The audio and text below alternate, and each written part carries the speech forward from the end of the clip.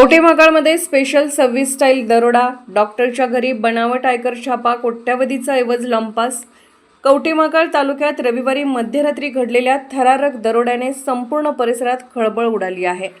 झुरेवाडी रोडवरील गुरुकृपा हॉस्पिटल शेजारी राहणारे नामांकित डॉक्टर जगन्नाथ मेहत्रे यांच्या घरी 4 अज्ञात व्यक्तींनी आयकर विभागाचे अधिकारी असल्याचा बनाव करून लाखो रुपयाचे सोने रोकड लंपास केली आहे।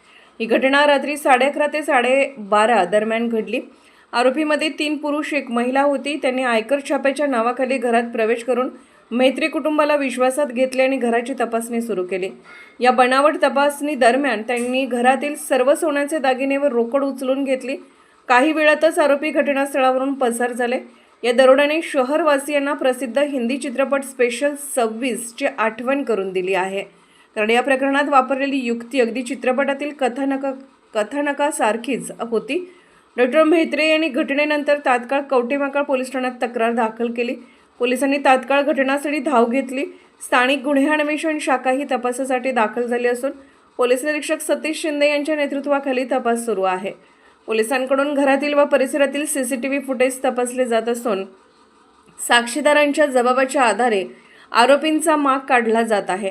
अंदाजे 2 कोटी रुपयांचा ऐवज चोरीस गेल्याची प्राथमिक माहिती समोर आली आहे।